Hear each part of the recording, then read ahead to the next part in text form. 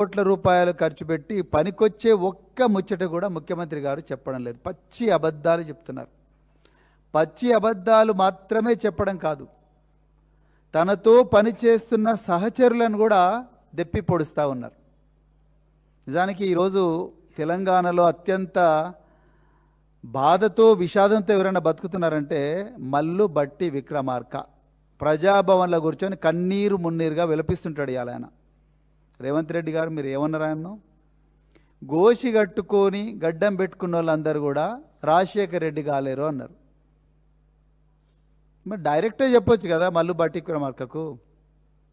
ఎన్నిసార్లు అవమానిస్తారు ఆయన మీరు? యాదాద్రి లక్ష్మీ నరసింహస్వామి గారి సాక్షిగా మీరందరేమో కుర్చీల మీద కూర్చొని ఆయన్నేమో భూమి మీద కూర్చోబెట్టారు.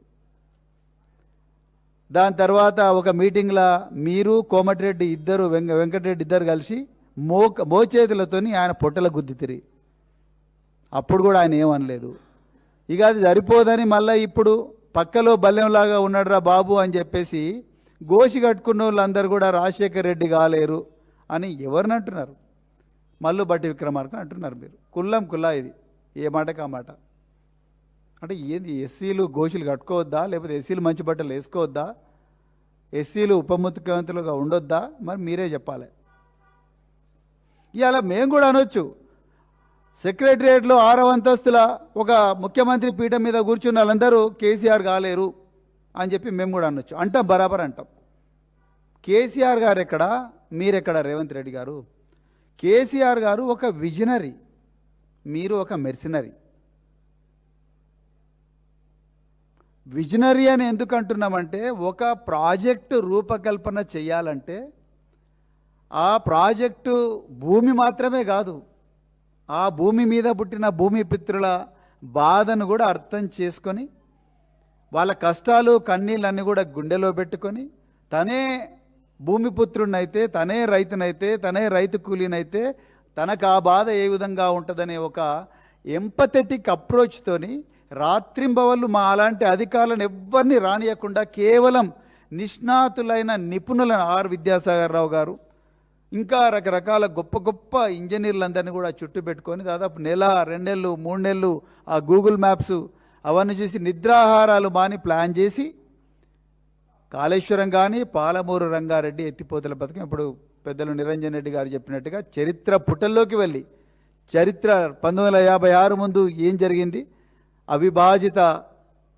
హైదరాబాద్ రాష్ట్రం, దాని తర్వాత ఏం జరిగింది, 1956 తర్వాత స్టేట్ రీఆర్గనైజేషన్ యాక్ట్లో మనకి ఎంత అన్యాయం జరిగింది, బచావత్ కానీ బ్రిజేష్ కుమార్ కానీ, వీటన్నిటినీ అర్థం చేసుకొని వచ్చి అప్పుడు ప్రజల ముందర డిస్కస్ చేసి అసెంబ్లీలో ప్రజెంటేషన్ ఇచ్చి దాని తర్వాతనే జీవోలు రిలీజ్ అయినాయి. రేవంత్ రెడ్డి గారు దయచేసి వినండి, మీరు ముఖ్యమంత్రి, మీకు 4 లక్షల జీతం వస్తున్నది, మీకు 9 వాహనాల బుల్లెట్ ప్రూఫ్ కాన్వాయ్ ఉన్నది, మిమ్మల్ని కాపాడడానికే 100 మంది పోలీస్ అధికారులు నిద్రాహారాలు మాని డ్యూటీలు చేస్తున్నారు.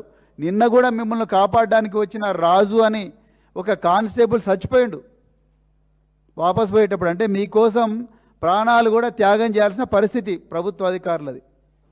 మరి అంత అద్భుతమైన రక్షణలో ఉన్న మీరు అబద్ధాలు మాట్లాడకూడదు ముఖ్యమంత్రి గారు, దయచేసి గుర్తుపెట్టుకోండి. ఓ పాలమూరు బిడ్డగా నేను కూడా పాలమూరు బిడ్డనే చెప్తున్నా.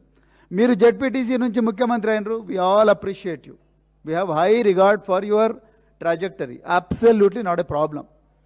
కానీ మీరు ఆ సీట్ మీద కూర్చొని మీరు అన్నారు కదా, గడ్డం పెట్టుకున్న వాళ్ళందరూ, సారీ గోచి కట్టుకున్న వాళ్ళందరూ రాజశేఖర రెడ్డి కాలేరని కదా. మేము కూడా అంటున్నాం, సెక్రటరియట్లో డాక్టర్ బిఆర్ అంబేద్కర్ సచివాలయంలో 6వ అంతస్తులో ముఖ్యమంత్రి ఛాంబర్లో ఆ సీటు మీద కూర్చున్న ప్రతి ఒక్కరు కూడా కేసీఆర్ కాలేరు. ఇది మీ గుండెల మీద రాసి పెట్టుకోండి. It requires tremendous amount of hard work, it requires tremendous amount of courage, it requires tons of empathy. అవతలి వ్యక్తి బాధను అర్థం చేసుకునే హృదయం ఉండాలి.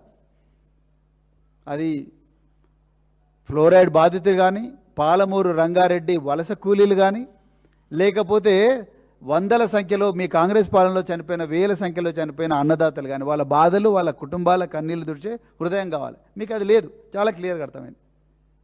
అందుకొరకే కేసీఆర్ గారు విజనరీ, మీరు మెర్సినరీ. ఇది మీరు అర్థం చేసుకోవాలి. ఇక వాళ్ళ ఉల్టా బట్టి విక్రమార్క మీద ఉల్టా మీరు కామెంట్స్ చేస్తూనే ఉన్నారు. ఇక రెండవది, మీరు అడ్వైజర్లను ఎవరిని పెట్టుకున్నారు? కేసీఆర్ గారి చుట్టూ అడ్వైజర్లు ఎవరు? టెక్నోక్రాట్స్, ఆ సబ్జెక్ట్ తెలిసిన వాళ్ళు అడ్వైజర్స్. మీకు అడ్వైజ్ ఇచ్చేటోళ్ళందరూ ఆ బండి సంజయ్ అడ్వైజర్ లాగానే ఉన్నారు. మీ అడ్వైజర్లు కూడా మీకు ఇచ్చే అడ్వైజర్లు ఎవరు? ఆ టోల్ గేట్ దగ్గర కలెక్ట్ చేసేటోళ్ళు, రవాణా చెక్ పోస్ట్ దగ్గర కలెక్ట్ చేసే మాజీ అధికారులు, వాళ్ళను మీరు చుట్టుపక్కల పెట్టుకొని వాళ్ళని అడ్వైజ్ చేయమంటే ఏం అడ్వైజ్ ఇస్తారు? మళ్ళీ మీరు ఉల్టా కమిషన్లు బీఆర్ఎస్ తీసుకున్నదని అంటున్నారు. కమిషన్లు తీసుకుంటున్నది మీరు, రేవంత్ రెడ్డి గారు. వట్టినాగులపల్లి సజీవ సాక్ష్యం.